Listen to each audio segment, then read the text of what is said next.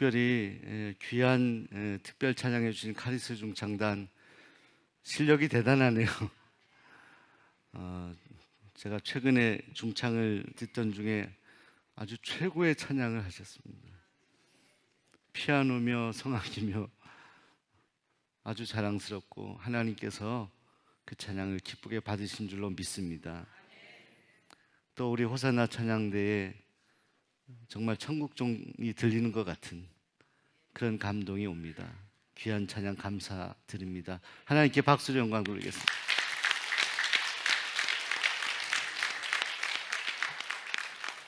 이 모든 영광 하나님께 돌립니다.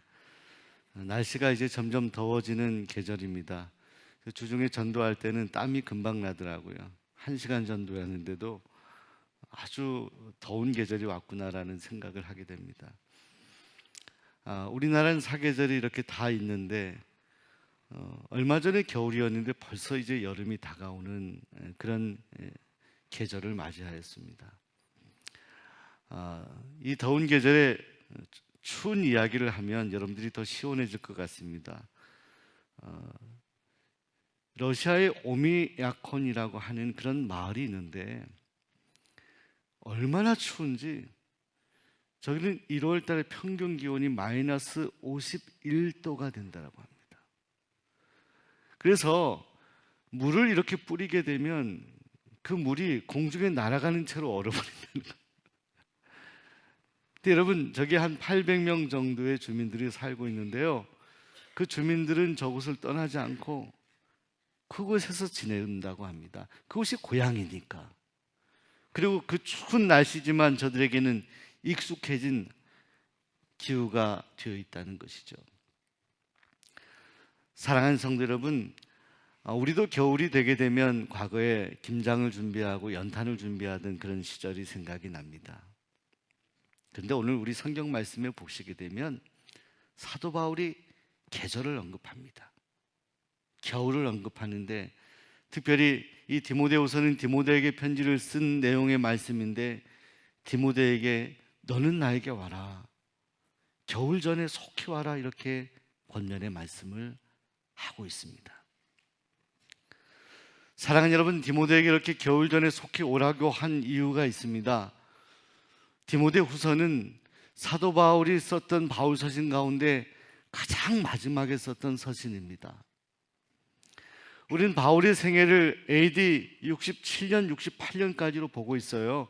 그래서 대체로 바울이 60대에 생을 마감했는데 그가 그래도 꿈에도 그리던 로마에서 선교를 하면서 1차 수감이 되고 다시 풀려났다가 다시 2차로 수감되고 마지막 그가 로마의 트라폰타나라는 곳에서 참수형을 당했다라는 그 전설대로라고 한다면 이 순교를 하기 마지막 생애를 마치기 전에 썼던 책이 바로 디모데후서의 말씀인데 디모데에게 그는 그의 생애의 마지막을 직감하면서 디모데를 오라고 요청하고 있습니다. 또 한 가지는 당시에 이 지중해의 기후 때문입니다.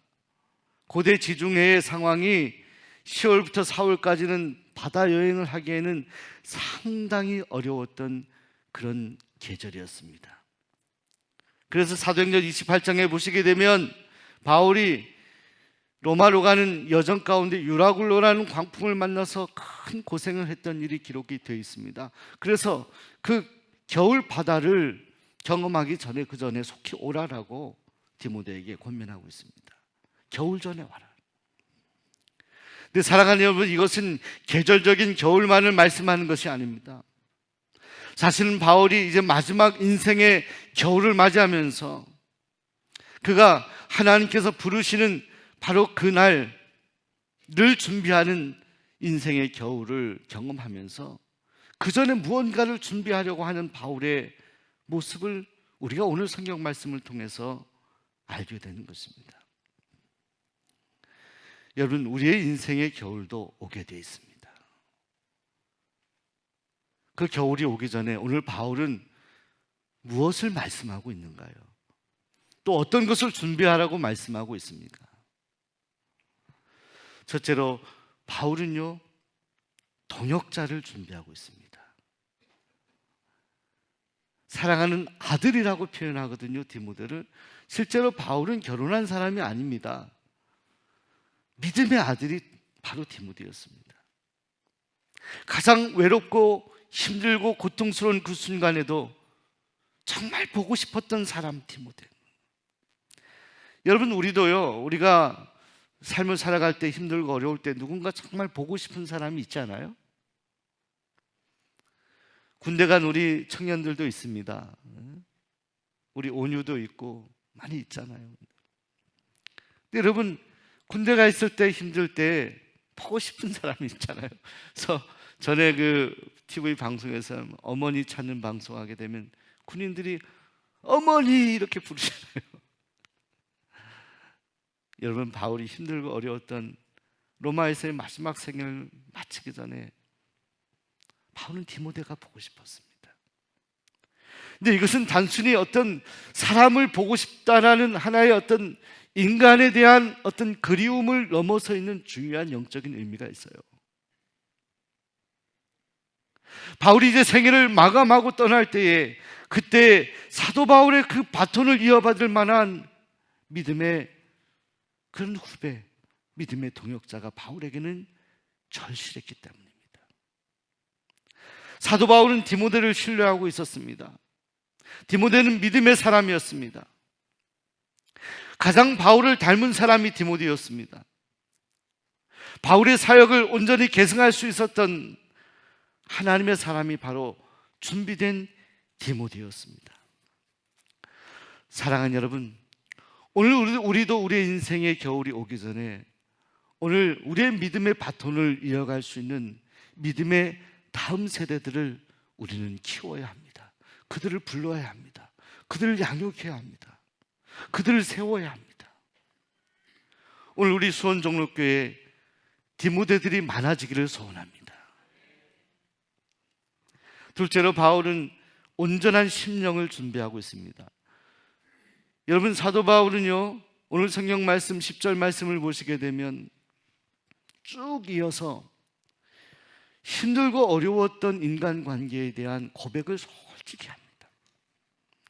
여러분, 저는 이 성경을 읽을 때마다 사도 바울이 참 온유하고 귀한 하나님의 종임에도 불구하고 정말 자신이 경험했던 것을 가감없이 그대로 편지에 기록하는 것을 보게 됩니다.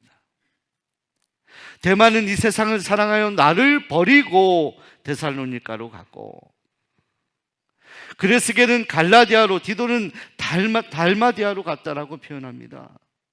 버리다라고 표현해요. 여러분, 더 나아가서 14절 보면 구리 세공업자 알렉산더가 내게 해를 많이 입혔는데 그에게 하나님께서 행한 대로 갚을 것이다, 이런 말까지 합니다. 이 성경의 말씀이에요.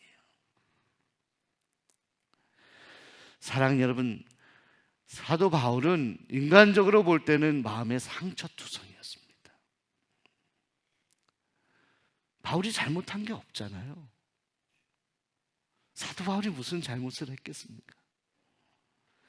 그저 복음을 전하고 하나님의 말씀을 전하기 위해서 모든 것을 쏟아부었던 사람이 바울인데, 그래서 바울은 이 사역을 하기 위해서 사람들을 부르고 함께 동역을 하는데, 어떤 사람들은 함께 동역하는 것 같다가 이렇게 버리고 가기도 하고 돌아서기도 하고 수없는 상처를 바울에게 주었다는 거예요. 자, 그런데 사도 바울의 고백은 여기에서 끝나는 것이 아니에요. 사람에게 상처를 받고 마음에 어려움이 있었던 바울이었는데, 사람들에 대한 서글픔과 아쉬움과 안타까움으로 그가 오늘 성경 말씀을 끝내는 것이 아닙니다. 그런 가운데도 함께 있었던 사람에 대한 고백을 합니다. 11절에 누가만 나와 함께 있느니라, 이렇게 보게. 누가만 나와 함께 있느니라. 그런데 그 다음 말씀에 바울이 이렇게 고백합니다. 내가 올 때에 마가를 데리고 오라. 마가를 데리고 오라. 여러분, 마가는 누구냐면요, 사도 바울이 선교 여행을 할 때 바나바와 함께 이 선교행을 시작하는 데 있어서 마가를 놓고 그렇게 가까웠던 바나바와 다툼이 일어납니다. 바나바는 마가를 데리고 가자 그러는데 마가가 했던 일 때문에 사도 바울은 데리고 갈 수 없다라고 생각해요. 팽팽하게 맞서서 그들이 헤어집니다. 헤어져. 사도 바울과 바나바를 갈라놓게 했던 사람이 바로 마가거든요. 그런데 사랑하는 여러분, 오늘 성경의 말씀에 보시면 바로 그 마가를 데리고 오라. 마가를 요청하는. 바울의 마음이 바뀐 거예요. 또 달리 말하면 마가가 이전에는 그가 온전한 믿음의 사람이 되지 못하고 선교 여행 중에 이 바나바와 바울에게 불편함을 줬지만 그동안에 마가는 성숙한 하나님의 사람이 되어 있었던 것 같습니다. 그 마가를 요청합니다. 데려와라. 뭡니까? 바울의 과거의 마음이 아니에요. 마가에 대한 모든 마음의 어려움들이 다 깨끗하게 씻어진 거예요. 그래서 마가를 데려오라 합니다. 사람에게 실망하고 사람 때문에 상처받았던 사도 바울이었지만 그러나 그것으로 끝나지 않냐고 다시 하나님께서 함께 동역할 사람들을 다시 찾는 사도 바울의 모습을 보게 됩니다. 바울에게 용서의 마음, 품는 마음을 하나님이 주셨어요. 여러분, 2차 세계대전 때에 이런 일이 있었다고 합니다. 한 영국의 비행사가 독일 비행기 하나를 격추했다고 합니다. 너무너무 이것이 고통스러워서 그 격추된 비행기가 떨어진 현장을 찾아서 보니까 거기에 독일군 병사가 죽어 있어요.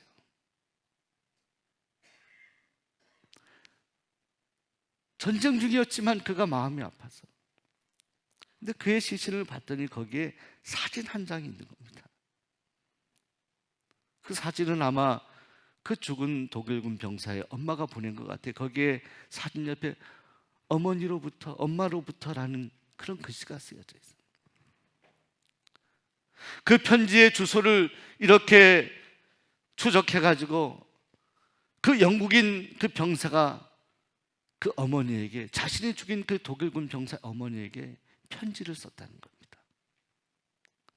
제가 전쟁 중에 본의 아니게 당신의 아들을 죽일 수밖에 없었습니다.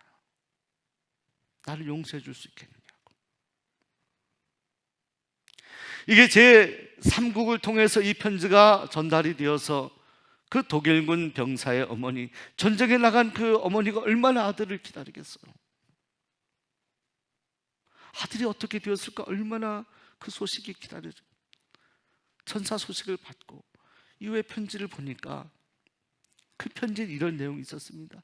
전쟁 중에서 어쩔 수 없이 그런 일을 행하게 된 저를 용서해 줄 수 있냐. 얼마 후에 그 편지를 썼던 영국 군인에게 그 어머니로부터 답장이 왔습니다. 보내주신 편지를 받기 전에 이미 아들의 전사를 알고 있었습니다. 여느 때 같았으면 이 편지를 쓴 당신을 저주하고 원망했겠지만 편지의 사연을 읽어보니 원수인 것 같은 당신이 쓴 편지가 마치 아들이 쓴 편지처럼 느껴지더군요.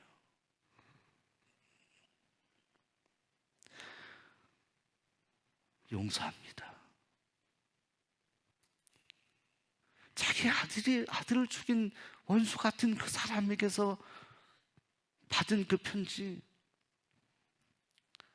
편지를 읽고 오히려 위로를 받는 그런 놀라운 역사. 사랑하는 여러분, 그 마음 속에 정말로 용서하는 마음을 하나님이 주셔서 아들을 죽인 그 병사를 용서하게 됩니다. 여러분, 이것이 우리 주님의 사랑입니다. 주님의 사랑은 끝이 없어요.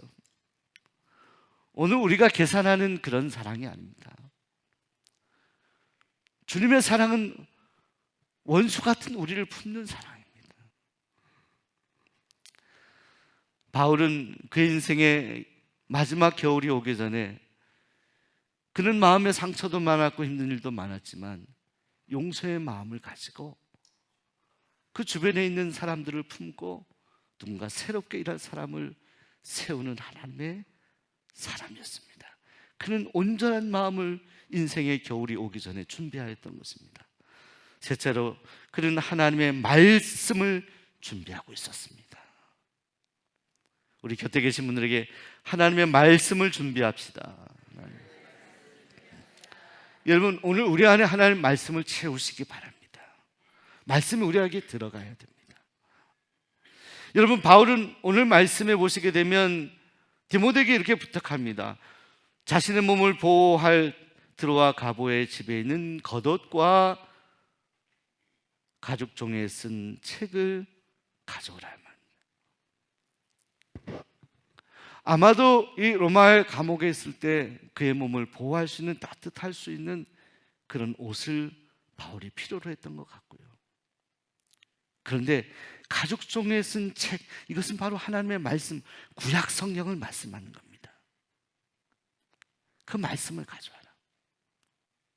바울은 바울의 인생의 겨울이 오기 전에, 그가 마지막 인생을 마감하기 전에 다른 것을 원했던 것이 없었습니다.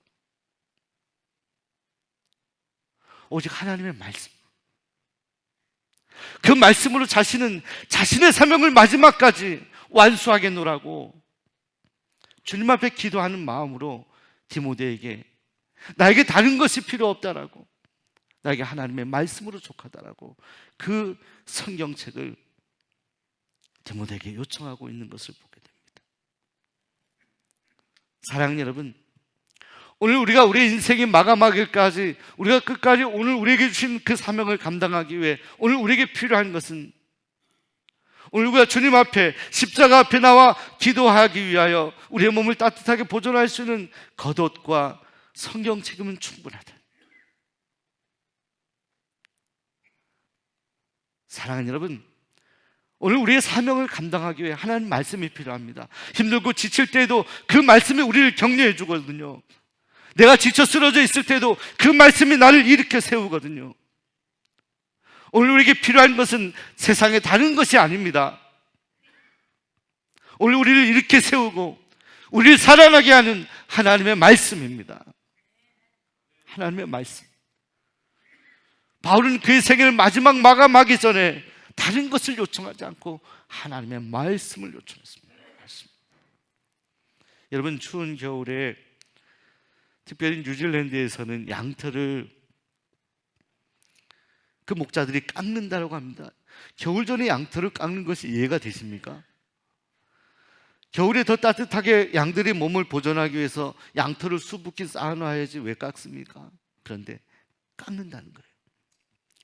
근데 참 우리가 생각하는 상식과 다른 것이, 이 뉴질랜드의 겨울에 양털을 깎지 않은 양들은 수북한 그 털 때문에 움직이지 않고 있다가 오히려 겨울에 많이 죽는다는 거예요. 근데 양털을 깎인 양들은 춥기 때문에 끊임없이 몸을 움직여서 그 양들은 살아난다는 거예요.